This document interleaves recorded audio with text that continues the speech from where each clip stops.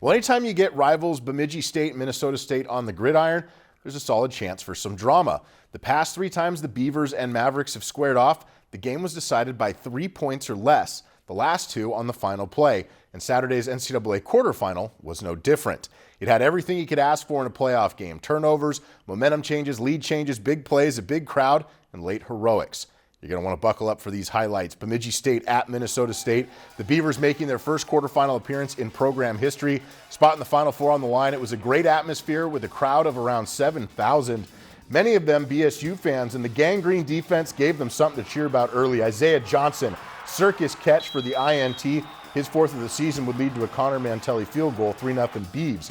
Second quarter, Sam McGath from the 10 drops a dimer to Drayton Lehman for the score. Beavers with a 10-0 lead. Then just over a minute left in the half, it's 10-7 Beavers trying to get back up by 2 scores. They call on the redshirt freshman Connor Carver, pops out of the pile like the xenomorph from Alien, makes it a 10-point game again. But you can't count out MSU when quarterback Hayden Eckern is leading the charge. He caps off a 6-play, 68-yard, 49-second drive in the end zone. Huge score before the half to make it 17-14.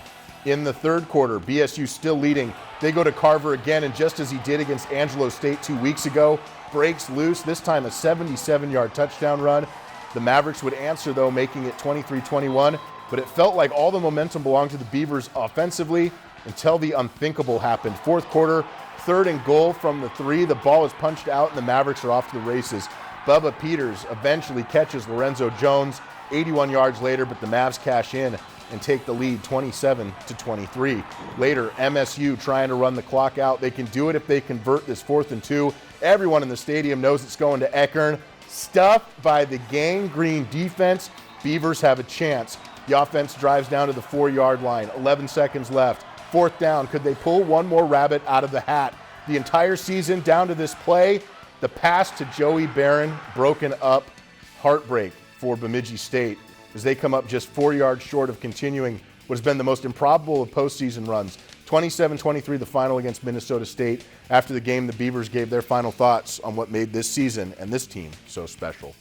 We felt like we had a team that was built for the playoffs. We play good D, we're physical up front. And that's who we are. We're proud to say about the grind the axe and play physical and get nasty when you have to. That's kind of our MO. Our backs were against the wall, and we leaned on just the values within the program. It just shows me how relentless we are and how physical we can be.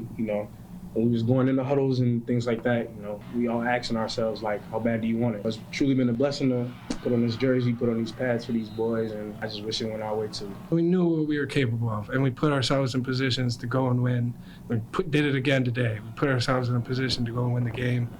Just didn't fall for us, but the fight on each and every single one of these guys on the team is second to none, and we're never going to quit.